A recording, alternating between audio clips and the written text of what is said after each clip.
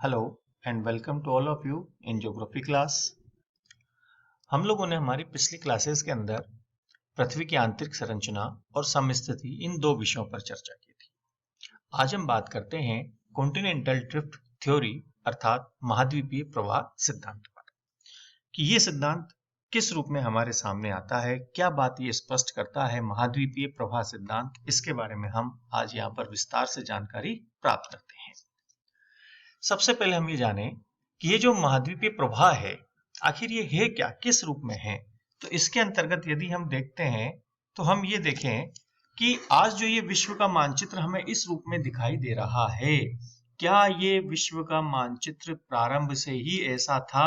अर्थात ये समस्त महाद्वीप जो आज विश्व के अंदर 7 महाद्वीप और 5 महासागर हैं, क्या ये प्रारंभ से ही ऐसे थे या इस प्रकार का भाग धरातल पर विद्यमान था? यदि हम इस मानचित्र पर गौर करते हैं तो हम ये देखें कि यदि ये जो बीच वाले भाग को यदि हम हटाते हैं, अंदर की ओर दबाते हैं और या यूं कहें कि इन धरातलीय भागों को हम नजदीक लेकर के आते हैं तो ये सारे धरातलीय भाग आपस में जुड़ जाते हैं। इस प्रकार से ये सारे धरातलीय भाग आपस में जुड़ जाते हैं। तो ये जो भाग थे इसका तात्पर्य ये हुआ कि ये जो भाग हैं ये पहले कभी जुड़े हुए थे और इनमें किसी भी कारण से, कारण पर हम बाद में बात करेंगे कि किसी भी कारण से प्रवाह हुआ है और प्रवाह होने के कारण से ये महाद्वीप वर्तमान स्थिति में इस प्रकार से यहाँ पर आए हैं। तो ये जो महाद्वीपों का प्रवाह हुआ है इसी तथ्य को ये सिद्धांत स्पष्ट करने का प्रयास करता है। तो महाद्वीपीय प्रवाह सिद्धांत का जो विचार है वो सबसे पहले फ्रांसीसी भूगोलवेत्ता एंटोनियो स्नाइडर ने रखा था।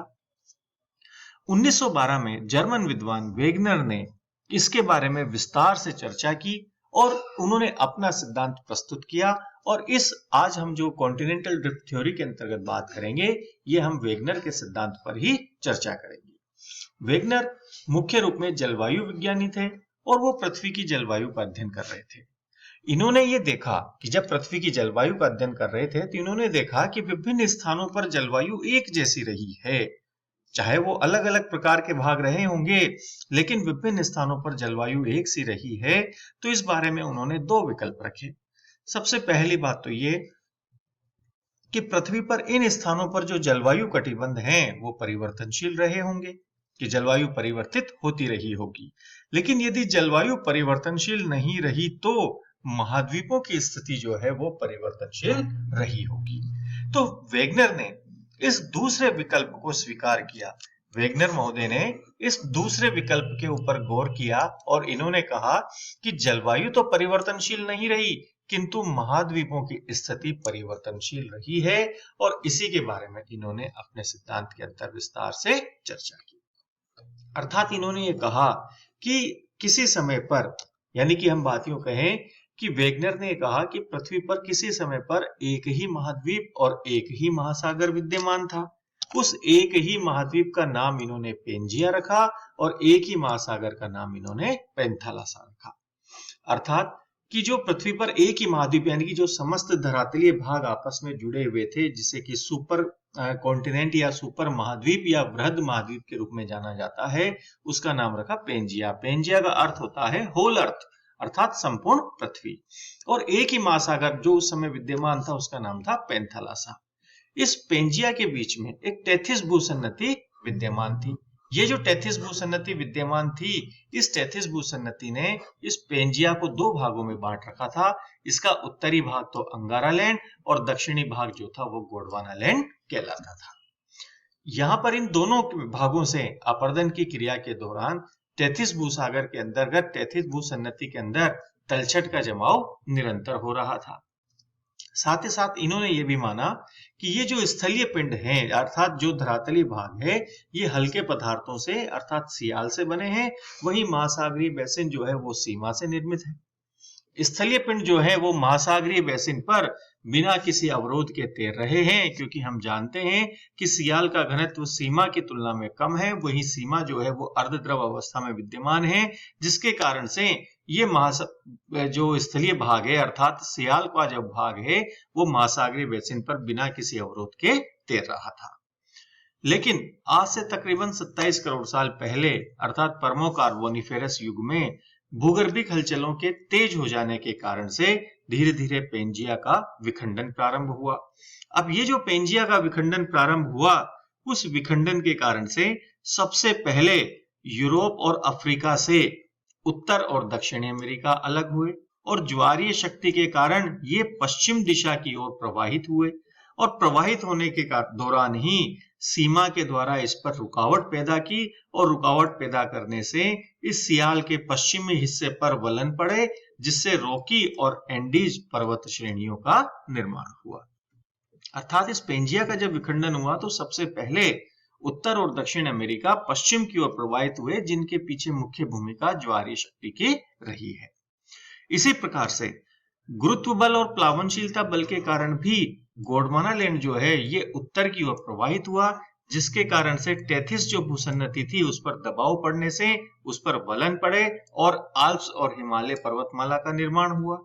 वहीं साथ ही साथ गोंडवाना लैंड का विखंडन होने से ऑस्ट्रेलिया और अंटार्कटिका भी अलग हो गए और ये अलग अलग होने से जो विभिन्न महाद्वीप जो हैं वो हमारे सामने बने हैं और ये भूगर्भिक हलचलें प्लायोसीन युग तक चलती रही है और पेंथालासा का जो अवशिष्ट भाग बचा वो वर्तमान में प्रशांत महासागर के रूप में विद्यमान है। यानी कि इन्होंने ये बात कही, अगर हम संक्षेप में जानना चाहें तो वो बात ये है कि जो पेंजिया अर्थात समस्त स्थलीय भाग एक साथ जुड़े हुए थे, उसके अंतर्गत जब आंतरिक शक्तियों के कारण से विखंडन प्रारंभ हुआ तो सबसे पहले यूरोप और अफ्रीका से उत्तर और दक्षिण अमेरिका अलग हुए। यानी कि हम यहाँ पर ये देख सकते हैं इस डायग्राम के अंतर्गत कि पहले ये संपूर्ण स्थलीय भाग एक था, एक साथ जुड़ा हुआ था। एक साथ जुड़ा हुआ होने से इसको पेंजिया का नाम दिया और ये जो महासागर एक साथ है, इस एक ही महासागर का नाम पेंथालासा रखा। इनके बीच में ये टेथिस भूसन्नति विद्यमान थी। इस टेथिस भूसन्नति के उत्तरी भाग को इन्होंने लोरेंशिया क्या नाम दिया, वहीं इसके साथ साथ लोरेंशिया या अंगारा लैंड का नाम दिया। वहीं ये जो दक्षिणी भाग है, इस दक्षिणी भाग को इन्होंने गोंडवाना लैंड का नाम दिया। जब इनके अंतर्गत लगभग 150 मिलियन ईयर्स एगो पूर्व जो बात इन्होंने कही वो ये कही कि इनके अंतर्गत विखंडन प्रारंभ हुआ और सबसे पहले ये उत्तर और दक्षिण अमेरिका जो हैं ये पश्चिम की ओर प्रवाहित हुए। उत्तर और दक्षिण अमेरिका जो हैं ये पश्चिम की ओर प्रवाहित हुए और प्रवाहित होने से यूरोप और अफ्रीका और उत्तर और दक्षिण अमेरिका के बीच में अटलांटिक महासागर का यहाँ पर निर्माण हुआ और इस प्रवाह के पीछे ज्वारीय शक्ति की भूमिका थी। वहीं गुरुत्व बल और प्लावनशीलता बल के कारण से भी ये जो गोंडवाना लैंड था, इस गोंडवाना लैंड का विखंडन हुआ और विखंडन होने से ये विभिन्न धरातलीय भाग भी उत्तर दिशा की ओर अर्थात भूमध्य रेखा की ओर प्रवाहित हुए।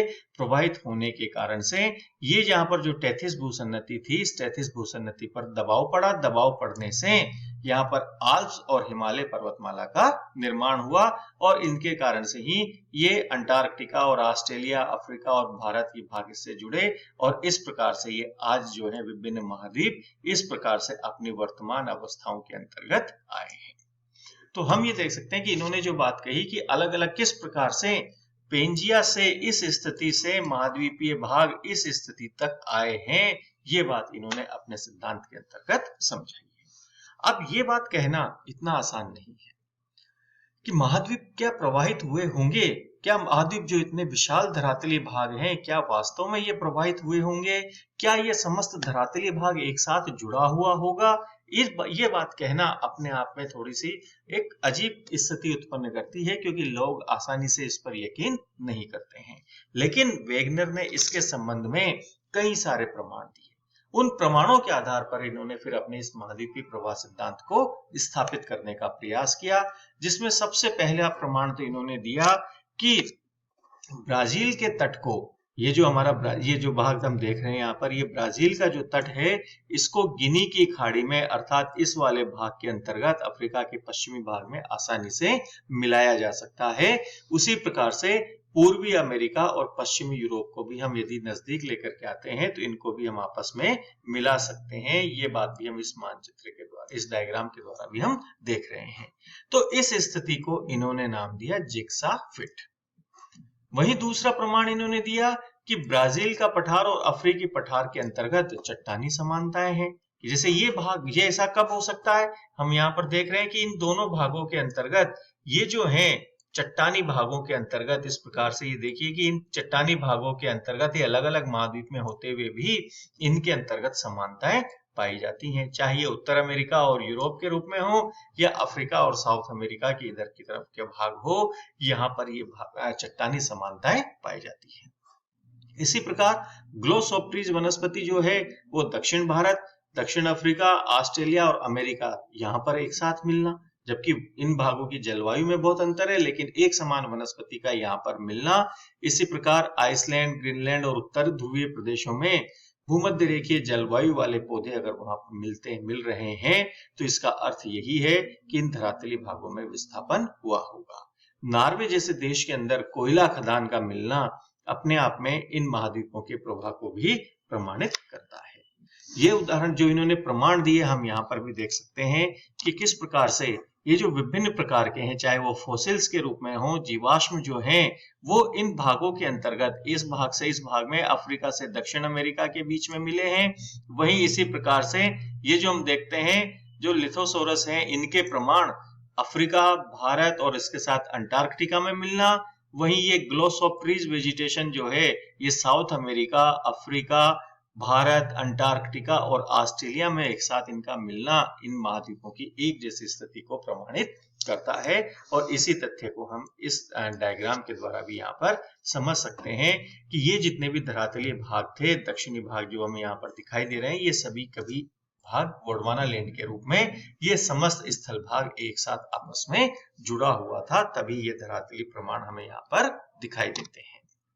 इसी प्रकार हमने एक बात ये भी जानी थी कि उत्तर अमेरिका और यूरोप के अंतर्गत ये जो हमें पर्वतमाला यहाँ पर दिखाई दे रही है, ये जो अपलेशियन माउंटेन है और ये कैलिडोनियन माउंटेन है, यदि हम इनको नजदीक लेकर के आते हैं तो ये धरातलीय भाग आपस में इस प्रकार से जुड़ जाते हैं, तो ये एक अपने आप में लंबी चेन के रूप में हमें यहाँ पर दिखाई देते हैं। इसके साथ इनका आपस में मिलना भी इस बात को प्रमाणित करता है कि ये धरातलीय भाग कभी आपस में एक साथ रहे होंगे। इसी प्रकार लेकिन अब ये जो बात हम कहते हैं वो ये कि इनके सिद्धांत की कुछ आलोचना, इन सिद्धांत की जो कुछ आलोचना है वो इस प्रकार से की जा सकती है कि महाद्वीपों को प्रवाहित के लिए इतना अधिक जो बल है वो नहीं हो सकता। जिग्सा फिट के बीच में मध्य अटलांटिक कटक बाधा उत्पन्न करती है। वहीं इनके सिद्धांत में भी विरोधाभासी बातें हैं कि प्रारंभ में सियाल सीमा पर तैरती हैं और बाद में रुकावट पैदा करती हैं, इसका भी कारण इन्होंने नहीं बतलाया है। और कार्बोनिफेरस युग में ही इसका प्रारंभ क्यों हुआ, इसका कारण इन्होंने स्पष्ट नहीं किया है। तो ये हम एक यहाँ पर देख सकते हैं कि ये, लेकिन फिर भी इससे ये स्पष्ट जरूर होता है कि कुछ आलोचना इनकी यहाँ पर है, लेकिन फिर भी ये बात प्रमाणित है कि महाद्वीपों का प्रवाह हुआ है। कारण कुछ भी रहा हो, लेकिन इस महाद्वीपों के प्रवाह को एक तथ्य के रूप में वेगनर महोदय ने स्थापित किया है, इसीलिए इनके सिद्धांत को बहुत अधिक माना जाता है। और यहाँ पर हम इस ग्लोब के अंतर्गत देख सकते हैं कि जो पेंजिया की जो स्थिति थी, उस पेंजिया से ये समस्त महाद्वीप वर्तमान स्वरूप के अंतर्गत किस प्रकार से प्रवाहित होते हुए आए हैं।